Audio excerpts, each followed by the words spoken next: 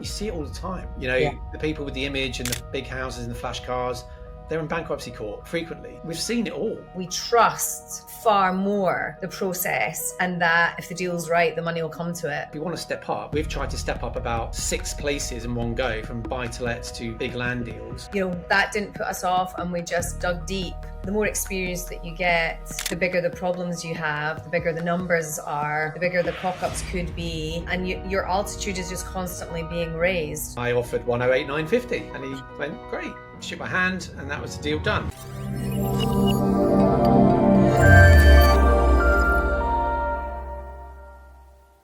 Welcome to this Property Life podcast, brought to you by Property Wealth System, a collective of professional property investors who will share with you all warts and all, the good, the bad, and the ugly of everything property investing. Today, we are joined by Nick Claydon, my partner in life, as well as all things property. And this topic is a bit of a controversial one because I don't know what is coming up, a bit like life, really. We're talking about our top 5 mess ups, or as we would say in the real world, F ups. Asterisk, asterisk. Yes. Could be an interesting one because you don't know what's coming up. I don't know what your top 5 are. I don't know what your top 5 are. There have been many. I think that's the key point to make, is that we do try and keep it real on this podcast and tell you about the bad as well as the good. The things that, real life. We got some, in 15 years, we've got quite a few things that we have effed up. Well, actually 25 years, because it's only been 15 years that we've technically known what we were doing. 10 years prior to that, we were still buying property, not having a Scooby-Doo what we were doing. So, I'm going to take a stab in the dark here and say that the first mess up was buying property without knowing what we were doing, in the old-fashioned way of saving for a rainy day, buying with the deposit that's our savings, and then trying to save for the next deposit to buy the next one. Is that one of the list? Not only is it one on the list, it is in reverse order number 5 on the list. Oh, wow. Okay. Yeah. Number 5 on the list. All right. Yeah. Okay. So, buying with that knowledge. So the first one I bought, I'd read Rich Dad, Poor Dad back in the day. This is going back to like 2000, 2001. Before you met me. Yes, that was BC. For Caroline. So yes, I had read that book and thought, cool, all right, I get it. Let's go and buy some assets. And I remember going on and on and on about it to Rick, who is obviously one of our collaborators on the podcast and in property and in our education business. We worked together at the time, worked in the same office in recruitment in Watford, and banging on and on and on about it. Then I moved to manage the Swindon office. Yes, I know, very David Brent, of company he worked for. I remember being on the phone to him saying, I've seen a couple of properties online, and he was, what do you think I should do? And he was so bored of hearing me go on about it and not actually do anything. He just said, for F's sake, will you just go out and buy something, do something? And so I put the phone down. I phoned up the agent of one of these ones that I'd looked at and just said, can I come view it? After work today, he said, yeah, sure. I went to go and view it. It was a newly converted property. So kind of a new build. It was, brand new refurb flat. I remember it was on the market for £108,950. Wow, back then that's quite a lot for Swindon. 2001. Yeah, that's punchy. And it was a little development of like 8-9 flats in an old kind of working men's club in Swindon. Good location. I remember saying, will you take an offer? And he went, no. And so I offered 108,950. And he went, great. Shook my hand, and that was the deal done. So let's just count off the errors, shall we? In that one example, there's many errors, right? So counting off the errors, I went and viewed something just with the intention of buying something that day. I had a little bit of knowledge, but that's quite dangerous. out there. Yeah. New build. We discussed that one last week. So tick the box for error. Yep. I didn't negotiate because I was in the mindset of I need to buy something and I need to buy this because it's here to buy. So terrible negotiation skills and tactic. What else? You probably think of other mistakes there, but there's three big ones. You probably used your own money, savings. Oh yeah, sorry, yeah. So this was inheritance that I got, and I used all of it as a deposit for this property. Got a Yeah. mortgage. Didn't do any due diligence really on it. The builders that bought it were kind of doing it. That was their first kind of development project. Having bought it, the numbers didn't really stack. I paid, and compared to what we talked about last week, new builds versus Victorian houses. Yeah. This is a 1-bed flat, 108,950. Literally on the same street, you could buy a 3-bedroom terrace for about 60. Oh my God. 60, 70K. Okay, so tick, tick, tick, error. Yeah, well done. Yeah, good one, eh? So it didn't cash flow because the rent was about £500, £600 a month. So there you go. All the boxes ticked of errors. But you bought something. However, I did take some action. Yeah. I did buy something. I still own it. Yeah. And it does all right now. It does all right now. Now that clung on. I bought it. I remember buying it with the mindset of this will kind of be my pension. This will be, a pension play. I'll just sit, I'll just keep it. And, this will double in value every 10 years and blah, blah. But it wasn't really focused on the cash flow. So that's me buying without any knowledge, kind of ticked every box. Well, I, BN, before Nick, was really keen to invest in property and didn't know how to. I'd used all my savings and everything to buy the first flat that I lived in down in Stockbridge, a little 1-bed flat. And I remember I had to go to closing date and I had to, outbid other people. And I bought that property for like £69,000, which blew my mum and dad's head at that time, right? Because they'd bought their marital home for about £29,000. So the fact that I had to pay £69,000 for this 1-bed little flat, like absolutely barely even call it 1 bed, really. It was really, really small, really small. Anyway, so I sat in that flat and I was paying off the mortgage. I was still saving, and I wanted to buy more property. I just didn't know how I could scale it. And I remember meeting a guy in a pub who was a friend of a friend who had lots of property. And I said, look, I'd really value your time to sit down and tell me how to do it. And so I met up with him and he got a piece of paper and he said, right, how much is your property now? And I think I'd said something like, well, it's now, increased to 110,000. He's like, what's your mortgage? And at the time that had obviously gone down as well. And he's like, right, what you need to do is you need to remortgage, take out the equity of this property here, and then that's then your deposit for your next one. And I said, no, I don't want more debt. I don't want to remortgage that. I'm not going to do that. And that was the end of the conversation. And so I did nothing. So I got the advice and then went, nah, you're all right. I'm not going to do that because that goes against everything my dad's taught me. And that was the end of it, really. If you are loving what you're hearing on this Property Life podcast, you can join us for a free training that will give you a 7-step process, a roadmap on how to start and scale a property investment business. The 7th step of the process is the most surprising of all. It really shakes people when they learn that 7th and final step. You will also get some live case studies of deals our students are working on right now for training that's worth over £1,000. You can access that free by clicking the link in the show notes to access that 1 hour of content today. But I just then assumed that in order to buy property, you just need to have tons and tons of cash, savings, better job. And so that was my before Nick mess up in the property space. Yeah. Okay. Not not liking debt, being kind of influenced by Dad. outside people. Yeah.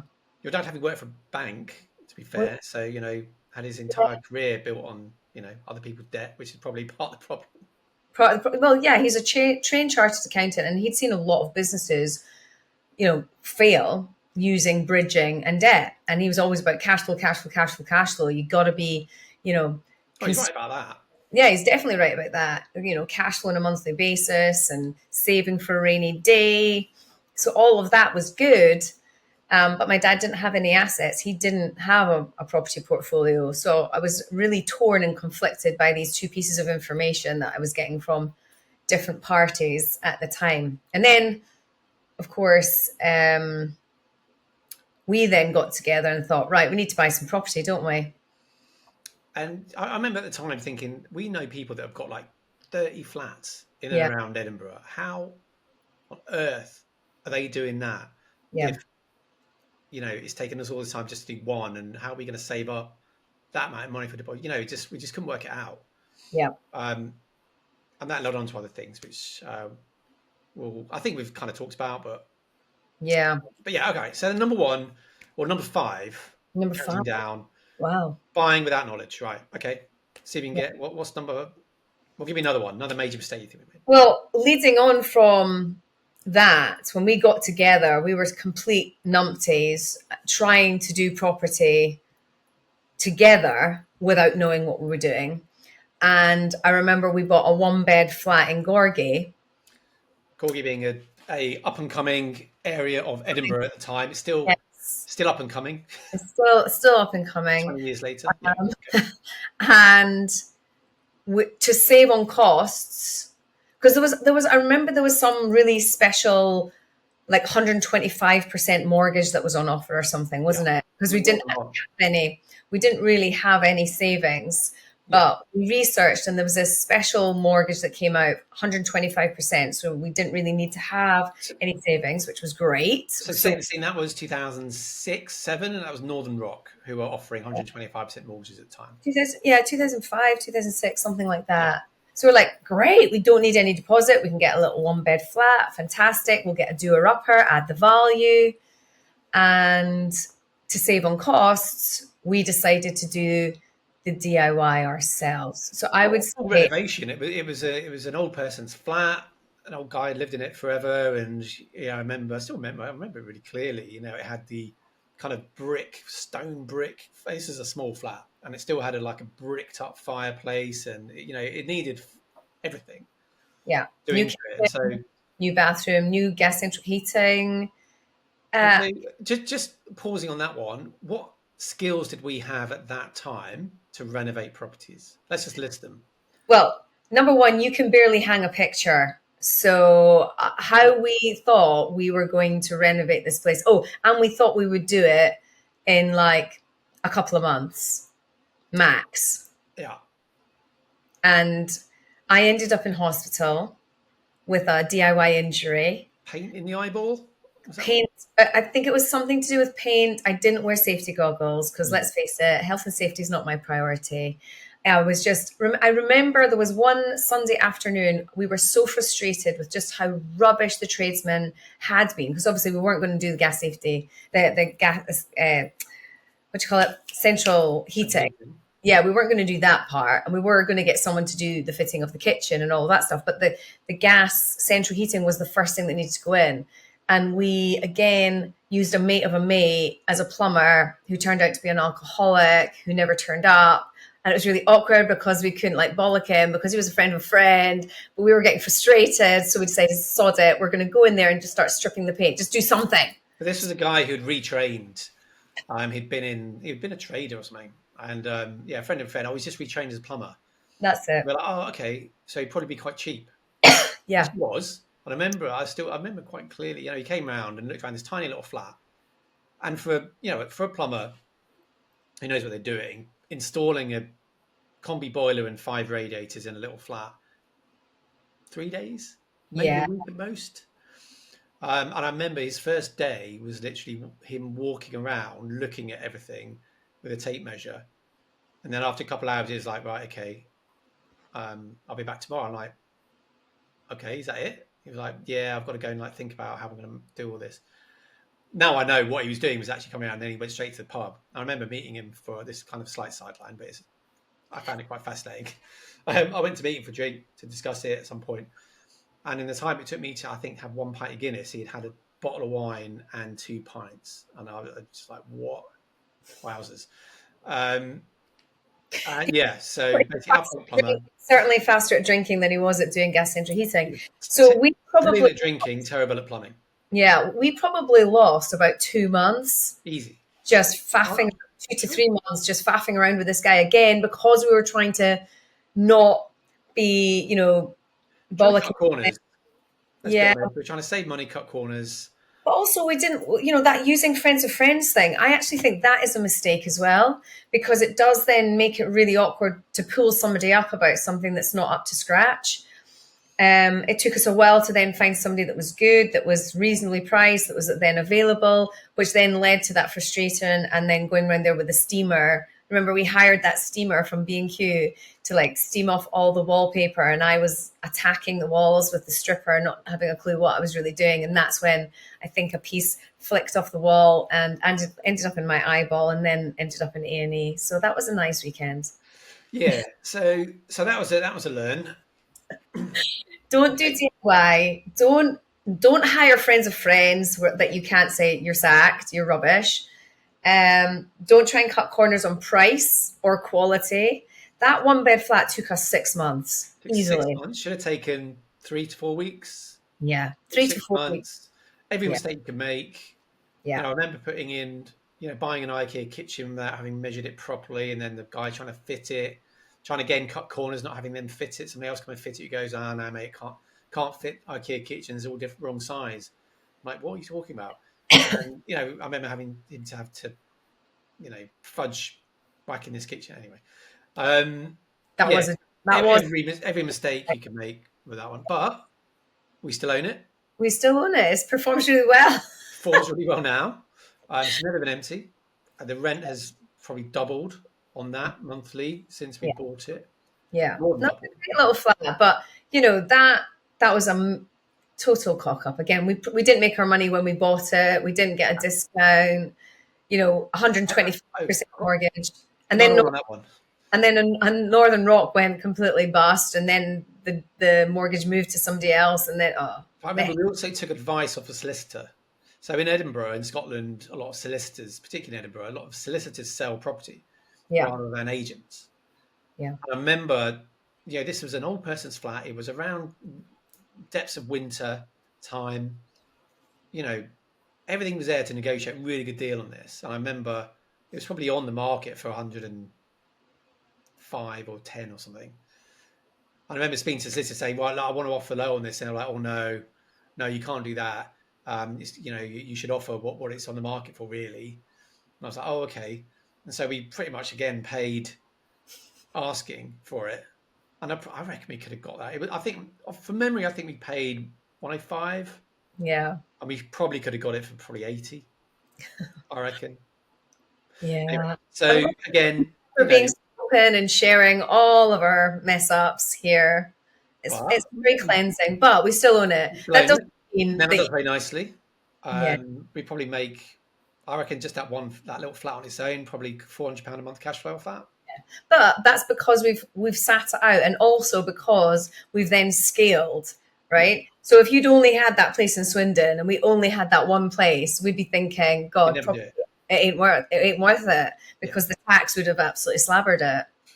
Yeah, we could have easily got derailed with that and thought, nah, this property game doesn't work. Yeah, it doesn't work. Okay. So then we did go and get ourselves educated.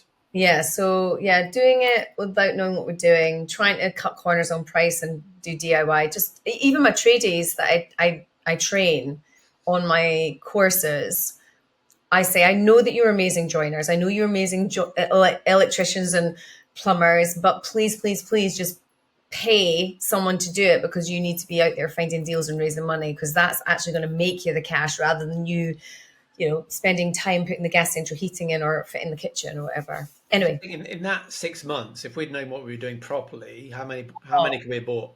I know. So annoying. Anyway, Right. Okay. So that's number 2. So, where yeah, was good. We did go and get educated. So now we've got top 3 post allegedly knowing what we're doing, but we still made mistakes.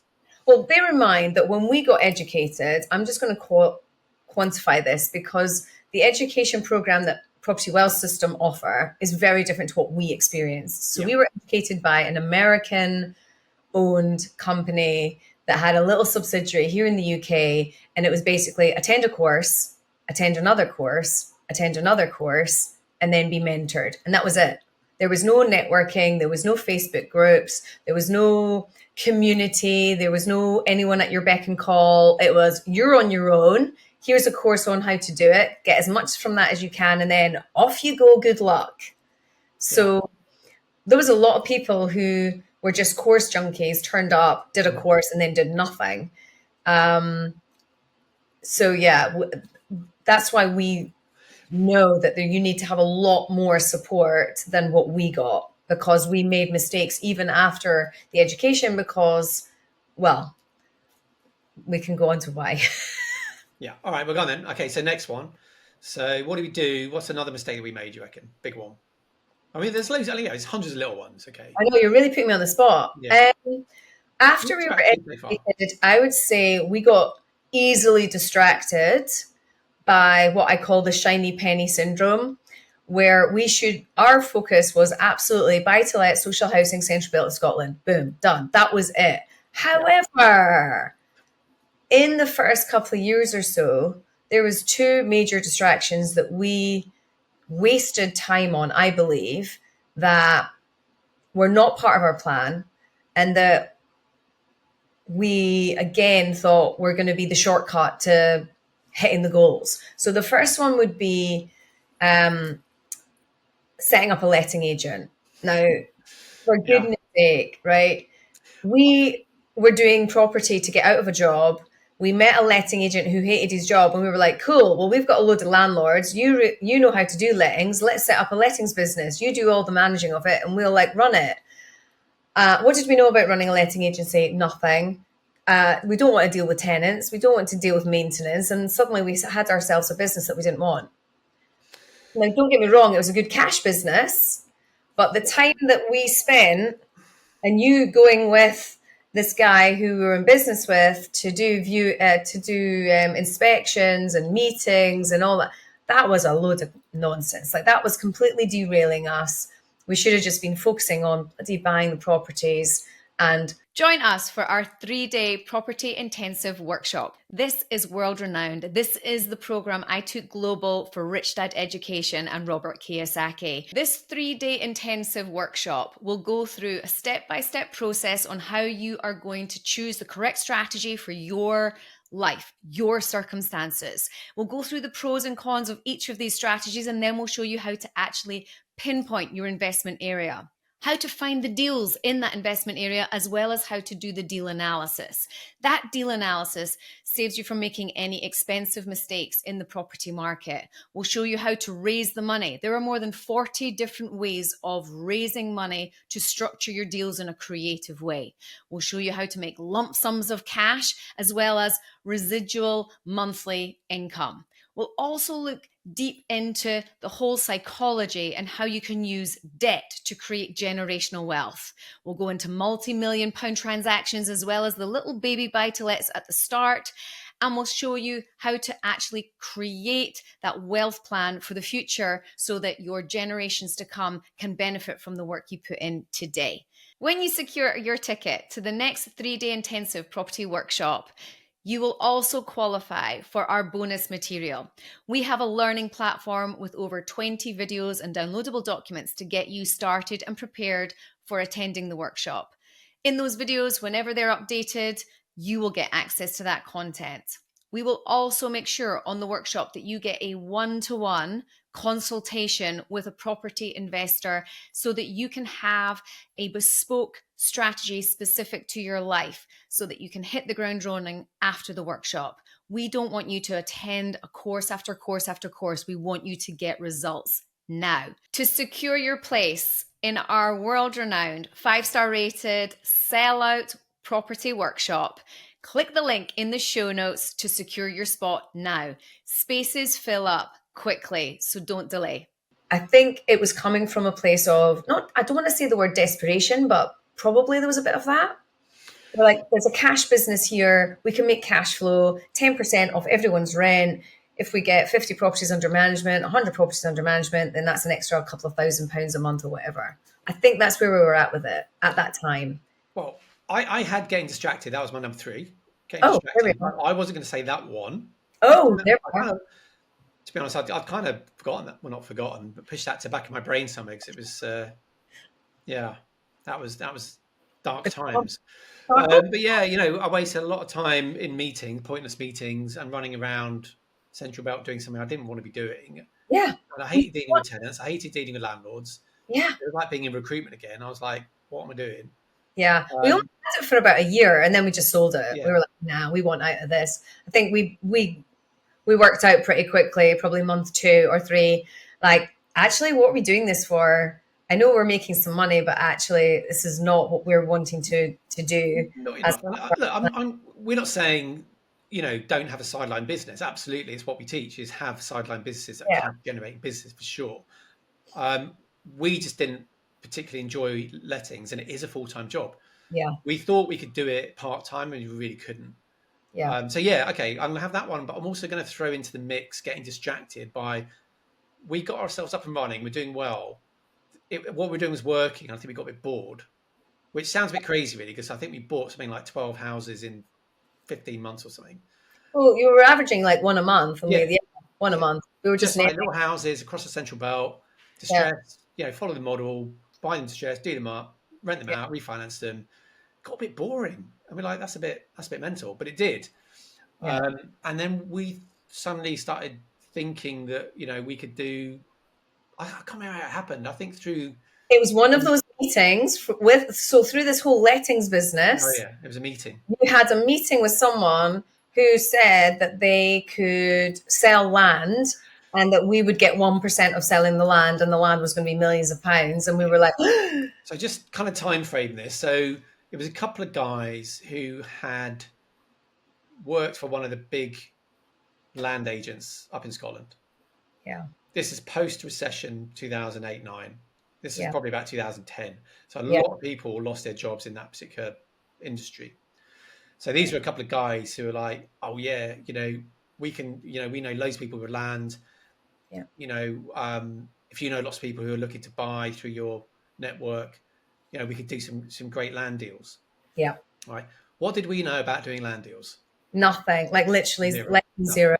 In fact, land even to this day scares the bejesus out of me. Like it's not something I want to do. I don't want to do land development. It's like specialist, right?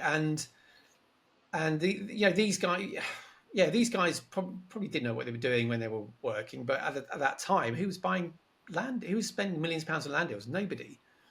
So you had these big potential land sites. We knew nothing about this, but we were just seduced by the money. Somebody dangling big numbers in front of us. It was big numbers. Thought we could shortcut. Yeah. What we're doing. We spent a whole year chasing this, fannying around, effort, and what do we get? How many land deals do we do in that year? Zero. Yeah, really annoying. But I think this is really common. Like I'm like beating us up here going, God, we were such dicks. But actually, when you look at the whole picture of what else was going on, and we were probably a bit bored just doing the buy-to-let stuff, and we were looking for the next step up. When you're seduced by hundreds of thousands of pounds just in one transaction, you're like, ooh, that would be better than getting 300 quid cash flow from a little buy-to-let. But with those big numbers, there's a big long tail on it. It takes a long time to realize that big number.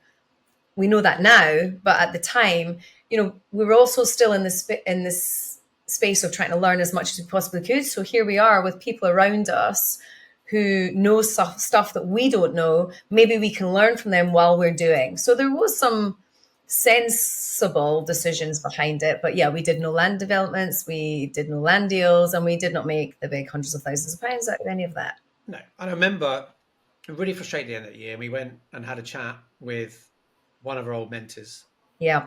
previously, Yeah. guy who, it was always about just buying for cash flow, buy for cash flow, buy for cash flow. Yeah. And I remember, we went and met him and like, we're really frustrated, we're doing this. And basically he looked at us like we're a mentor going, like, Did. what point did we teach you to go and do that? Yeah. Just go and buy some freaking houses, Yeah. right? What are you doing? And Yeah. we looked at it and went, what are we doing? Yeah. And that is what kind of made us see sense and go, Yeah. right, okay, back to basics. What are we doing here? What are we trying to achieve here? Go Yeah. back to our book that we've mentioned before, where we set our goals. Yeah. Said, right, okay, if we want to step up, we've tried to step up about 6 places in one go, from buy to lets to big land deals. Maybe let's go up the next step, which is buy to lets into something like HMOs. Why Yeah. should we do that? Yeah. And then that's what sparked the next phase, really, of our growth, was to go then and do. Yeah, the lettings business and the land stuff Yeah. was kind of running alongside each other at the same time. Yeah. That cost us a year. It was a year. That's year. I mean, Yeah. we think, what could we have done in that year? 2010. Jeez, man. You want to rewind time back to 2010 Yeah. with a bit of knowledge, or that what could we have achieved? But we were babies at the time. Do you know what I mean? Bear in mind that we attended our first course in November 2008. We were mentored in March of 2009. So by 2010, we're only really a year and like 15 properties in, which sounds impressive, but it's still not really knowing anything other than buy-to-lets and social housing. That's all we knew. We were good at that. We'd mastered that, but that was it. That was really it. Yeah. Okay, so that's 3. Okay, next one then. It's kind of I am kind of a little bit following the timeline, but okay. So next one I've got. See if we get that one. Timeline. Okay, so the HMOs. Yeah, so this was around about the time when we're wanting to scale up. We start in Birmingham, really competitive market. So I'm going to say, okay, I know this is an episode on how many times we've messed up, but actually there was something really good that happened in that, and that we were not deterred by the fact that all the agents laughed at us when we said we want to do student HMOs in Birmingham. And they were like, yeah, you and everyone else and their dogs. That didn't put us off, and we just dug deep. And there was one thing that you did that changed everything, and that was you'd been in Birmingham and an agent had laughed at you when you'd said that you'd wanted to do student HMOs in Birmingham.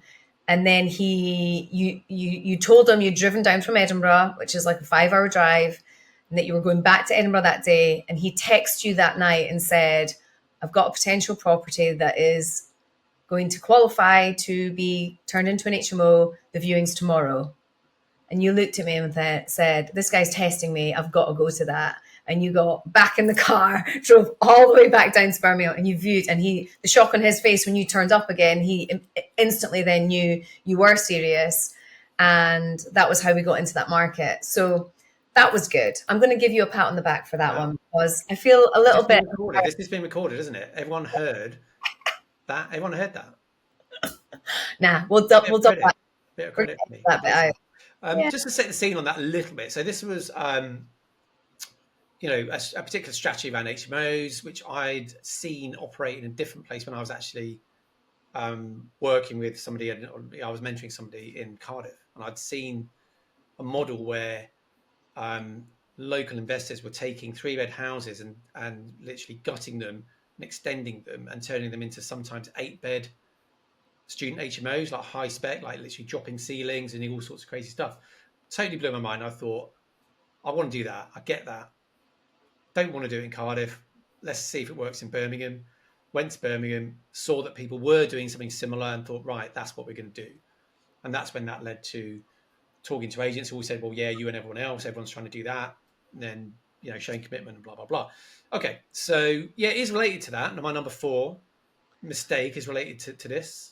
Well, I do remember we really stretched ourselves. We were doing like 5 at a time, and that was pretty stressy. I do remember us feeling like we were at our absolute max of mental bandwidth to cope with that. And then I'm pretty sure some more were offered to us.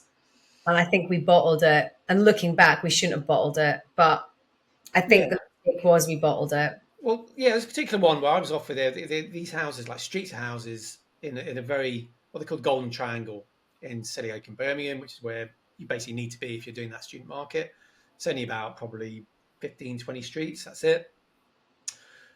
And the houses come in like little blocks on the street. And I bought one in a block of 3 in the middle. And literally a month later, got offered both the properties either side. And I really wanted to do both of them and thought, well, then we could have a block of 3. We could turn that into essentially an 18-bed student house with knock all the gardens together, extend them out, and it would have been amazing. And I think it would have really put us on the map there. And kind of thought, well, better just do the one we're doing, just make sure that all works. Not sure how we're going to raise the money to do the next 2 if we do them now. Yeah. I didn't really trust that. I guess didn't really kind of back ourselves that we could do it and raise the money we needed. And we had a really good model that worked, and on the numbers, worked as essentially money in, money out deals and HMOs. Yeah. That then ended up cash flowing like £1,500 a month. So knowing what I know now, it would have done, would have gone back and done everything and just said, yep, we'll do those, and then go out there and raise the money to do them. But at the time, didn't have the confidence, I think, to say yeah. So we kind of let that go. And I'm also a bit complacent because deals are coming to us. And I thought, well, that's all right. I maybe missed these 2. Ones will come up. And we did a few there, quite a few there. But then that market suddenly just dried up. It turned. Yeah. When more people kind of piled in, and then they started kind of messing around with Article 4 rules. And the market just kind of turned, and we stopped being able to do what we wanted to do there. And I thought, actually, if we'd just, grown a bigger pair, we could have been a lot further ahead. Yeah. By trusting ourselves to go out there and put what we've learned and what we teach others to do and put that into action and go and just raise the money to do it. So that's a frustration for me. That was my mistake. It's harsh to call it a mistake, I think, but I think it is something that's held us back. I also think that lots of people fall into that as well, because you've got that don't overstretch yourself, don't over leverage, don't run before you can walk. And so it's very easy for us with hindsight to say, of course we would have raised the money, of course we should have done it. We bottled it. We did bottle it. I don't really remember us talking about it and deciding we'd bottle it. That was a period of time when you were either pregnant or having a baby or just had a baby. So I made the decision without consulting me. So I'm going to say that. I remember I was doing a lot of M6 mileage. That was your cock up. Living on the M6. I just think we just felt that it was a bit of a stretch to try and do too many at the same time. Not thinking that the market as it was would stay as it was, and it didn't. The market changed, and we look back and regretted not doing more because we think we had a really good model that I think we could have scaled quicker. Yeah, I hope people are learning from our mistakes that we're very candidly sharing today, dredging up some trauma along the way. But having the confidence, because we did not seek advice. We did not seek advice from someone that we should have and said, do you think we should do these other 2? Did we? I think if we sat down with a mentor at that time, and now we are really kind of, making sure that we always have someone ahead of us to talk to. That time we didn't. I think that's kind of breaking new ground, I think, with that particular thing we were doing in Birmingham. There weren't that many people that I knew that were doing more. I'm sure if I'd looked, we would have found someone. But anyway, we didn't really have someone to sit down and go, what do you think? And then to go, because if I was now mentoring myself on that, I would say, well, look, show me the model. Okay, the model's good. Okay, the numbers work, don't they? Yeah. Okay, right. Well, so what's the actual problem here? The only actual problem is not thinking you've got the money to do it. But actually, if you can go out and talk to enough people and show them that model, you've got all your team in place. You've got the agent on the back end. You've got the building team. You've got everything in place. The only bit missing is you don't think you've got the money to do it. Well, but the model's strong. Go out there and talk to people. Yeah. I think the mental block of, well, don't have the money. it is a really tough one that you consistently have to fight. Yeah. You have to constantly battle that. You know, I've got a saying that I use, which is you just raise the altitude.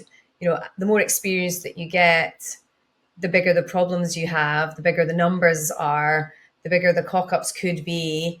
And your altitude is just constantly being raised. So if you're sitting there going, well, you guys, it's easy for you to think that you can raise money. Well, we still have the same, are we going to raise the money? But I think we spend less time thinking about it. We trust far more the process, and that if the deal's right, the money will come to it. As long as the deal stacks up, we'll get the money. And as long as you're out there talking to people. Yeah, you got to be talking to people. Yeah, you've got to do both of those things. You know, the money doesn't magically appear out of the sky. You've got to go talk to people about it. So, yeah, cool. All right. Well, that's 4. So, That's 4. what's on number 1? You're going to get. I know you're going to get this one. This is yeah. It's a number 1 biggest mistake. It follows this timeline absolutely perfectly. So we were building our confidence. People were seeing us doing HMOs, having nailed buy-to-lets and social housing stuff. And then someone who claimed to be super, super successful in property, who was highly respected, said that he would like to go into a JV with us. And we were so flattered. We thought, oh my goodness, look at this guy. He's been in property for years and years and years. You know, he was kind of up on a pedestal. And I knew that the trade-off was he had all the experience and we were the worker bees. We would definitely put in the groundwork. And I believed he had access to funds that would supercharge us and accelerate our progress. Yeah. We didn't do any due diligence on this guy, and we just went on 100% his reputation. And that was a very, very big mistake, and why I'm very strict that we will never, ever do a JV again. Yeah, so this was a guy who, yeah, as you're right, he was up on a pedestal. He was someone we looked up to, and a lot of people looked up to at the time. Image was all like pinstripe suits and big fancy cigars. You know, just gave this image of someone that was super successful and talked about his time in the city, where you know, there was a couple of red flags. I remember talking to a mate of mine, who was a lawyer at the time, about this, and this is someone who'd been bankrupt before. Yeah, I remember talking to a mate, and he said, "You check this guy out. Are you sure? If someone's been bankrupt, would you want to check this out?" I was like, "No. He's explained everything that happened. You know, you could see it was like you know, he told the story and why it all happened and how we could never make that mistake again and blah blah." And we bought it. You know, we didn't do our due diligence. Yeah. And we very, very nearly lost our shirts. Yeah, and they nearly got wiped out by that. So we got into these deals where they were commercial deals, commercial to resi deals, which was up in the northeast. Super exciting for us because again, we hadn't done it, and we're now in business with someone who we believe is more experienced than us. And the deal was that he would bring like the money and he would bring the contacts and all this. And you know, he said, "I've got someone that'll lend," and it turned out he signed us up to a compounding bridge. Yeah, and we didn't question it. Yeah, and again, that's our cock up. Yeah, totally. I'm not blaming this guy. Right? He was a chancer, and he was, you know, doing what he did. 100% is our fault. 100%. But I remember it was meant to be him and the two of us, right? Yeah. And then all of a sudden he's like, "Right, I'm bringing this other guy in," and I'm like, "But he just brought another guy in to our company without even asking us." So that was like a first, whoa, what's going on here? Then he brought another guy in, going to give him a percentage, and then it was like, hang on, there's now 5 of us. Yeah. One of which we knew, but one we'd never met before. You know, but again, we don't have the confidence to question. We're trusting that, you know, this is all under control. We now have 4 units. We've got angel investors. We have bridging. And the whole business model that he had designed, we were like bought into, get this. Get the plan. Flip it on to planning. Flip it on the planning, or then refinance it Yes. and hold. Yeah, there's loads of lenders. I've checked it out. There's lenders that do this, and then basically the first lender we called was like, no way would we do this because of X, Y, Z reason. Oh, it was his credit file. His credit file was Well, no, absolutely. even before that. Before that, there was lenders that were like, nah, I don't like this model.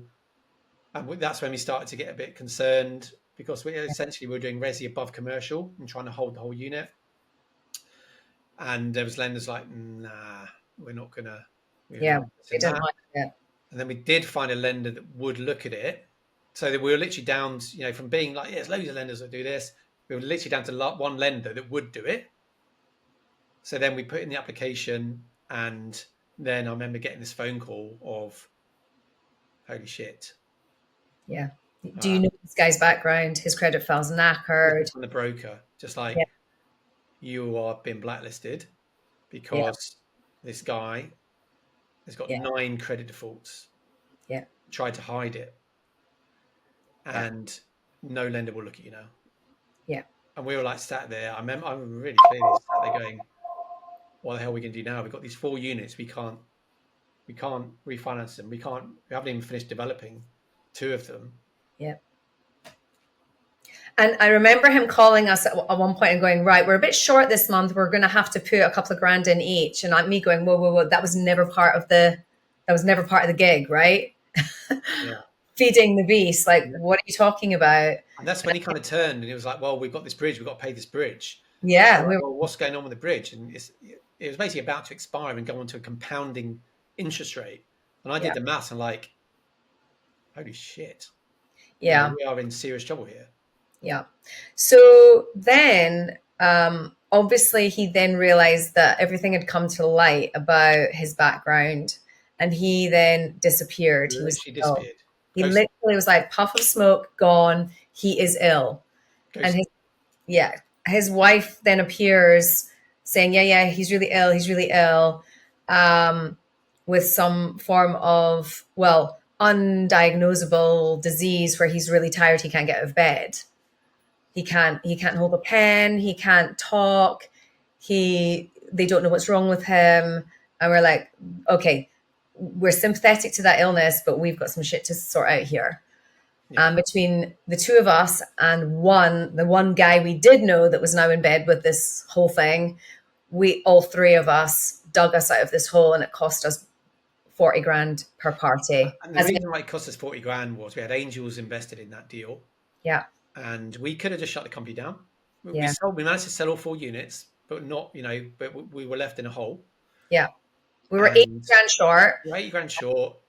And us and this other guy said, right, we'll split it because we're not having our angels out of pocket, because that would literally ruin our credibility in the market for good. Yeah. And so we did. So we didn't have that. We had to dig deep for that. Cost us 40 grand. This was when we were still, newly married, brand new baby, still trying to build, our financial stability, living in a wee flat. It was not a time where we were like scatter cash or we've got that to just park. We have had that. It was a really, fire sailing 4 units. That was stressful.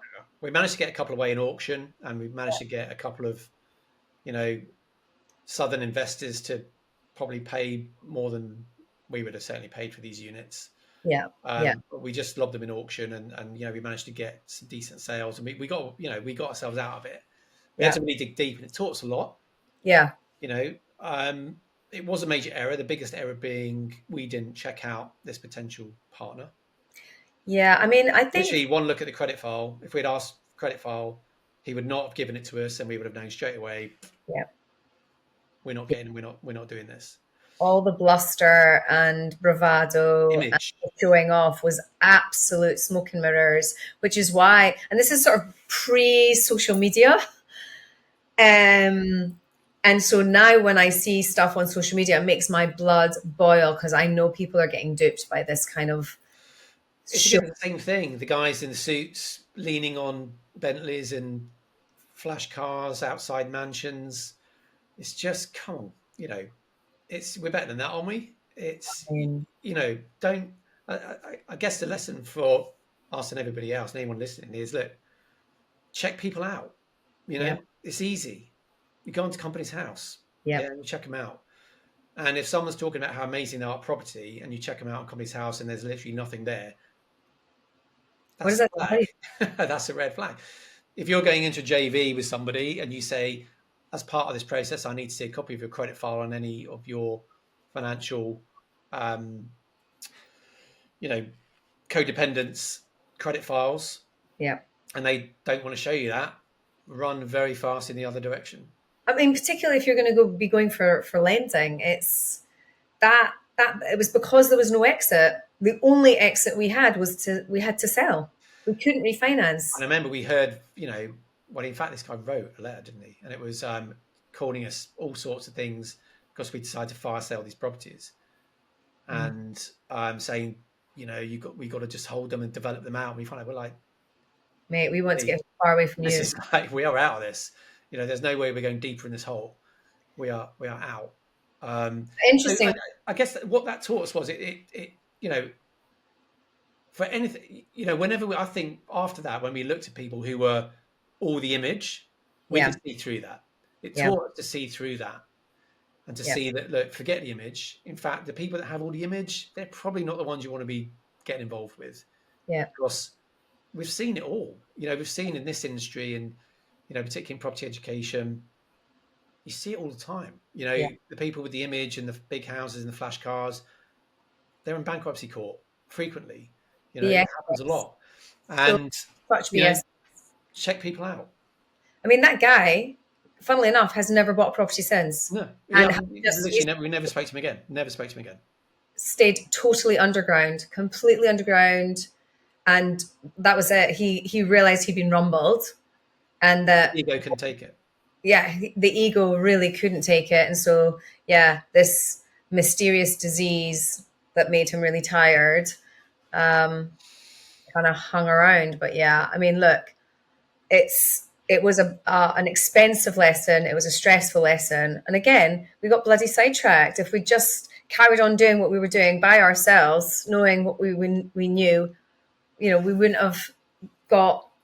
I mean, it was a flattery of, oh my God, this person wants to come into business with us. What have we got that he'd be interested in? I knew we were hardworking, and I knew that we were really driven, and that, we'd do the legwork, and he would be the thinker and the connector and all that.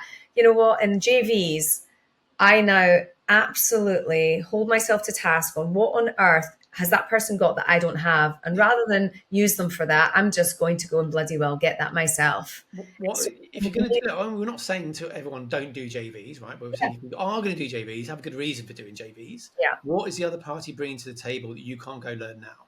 Yeah. Right. What are they bringing to the table? They've got to be bringing more to the table than just say the money, because then they're just an investor. Yeah. They've got to be bringing knowledge, and you've got to make sure they actually have that knowledge. You've got to go check that out. What is their history? What where's the evidence? How many times am I saying this about evidence? I've got to see the evidence. Yeah. So I'm not going to listen to someone go, I've done this and I've done that. Well, okay, show me. Yeah, the property education industry is filled with BSers, and unfortunately, where there is money, i.e., in property, then you're going to get BSers. And I know there's like Jack the lads who have got like 5 buy-to-lets that are now property coaches, property mentors, holding master classes, and you're like, this guy is not qualified to give you a rounded base on your knowledge, because he's been in the game 5 minutes. We've got a lot of bruises and knocks to show for our 25 years in property. 10 years wasted just doing it by ourselves and not getting very far. And then even in the 15 years of having been educated and having mentors, we still have made, these 5 mistakes that we've just shared today. Here we go. A few more. But, there haven't been fatal mistakes. We have managed to dig ourselves out of the really bad ones. Yeah. He is forgiving over the long term. Yeah. But it is, what we want to do is check people out. Yeah. Okay. Don't try and shortcut. I think a lot of people looking to get into property are seduced by the, financially free in a week, bullshit. Come on. if you actually apply some serious thoughts out, that's not possible. There are no shortcuts. You've Yeah. got to do the legwork. You've got to do the hard work, but work with people who have been there and done it and can prove it. I think Yeah. that's what I'd say. And if you are going to do JVs, make sure, at the very least, you get a copy of someone's credit file and anyone financially associated with them, their credit file too. Yeah. And check out that they've done what they purport to have done. Yes, I think that is wrapped up nicely with a little bow on top. I'd like to put this in a box and never discuss it ever again. But there we are. Memory, we'll put it back into the dark room in the back of the brain and move on.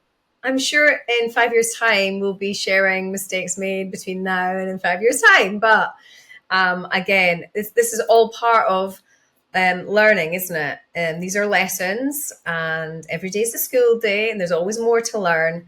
But I hope you, our listeners, have got a lot out of this episode this week. Again, for you wanting specific topics discussed, by all means, jump on over to Property Wealth System community page and pop in some comments in that Facebook group, or you can visit our website, propertywealthsystem.co.uk, and you can communicate in our chat box that any topics or comments that you would like us to cover. Yeah, you can always follow Caroline on her Insta, which is CarolineClayton.property.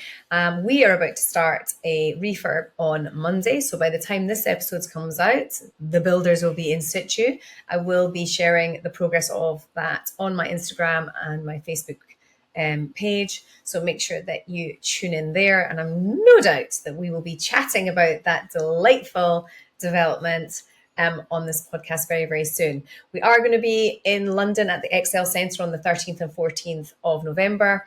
And we have our 3-day property intensive workshop the first weekend in December, the 6th, 7th, 8th of December near Heathrow. So if you're interested in attending that, then again, pop over to our website, propertywealthsystem.co.uk, to find out how you can attend. It's been great talking to you, Nick. Thanks for dredging up all of the past trauma, memories. all those lovely memories of our timeline. And I'm sure we will speak again very soon. We'll see you again next week. Take care. Remember to click the link in the show notes for you to access a free online 1-hour training special that's worth over £1,000 to start and scale your property business today. Click the link in the show notes to watch.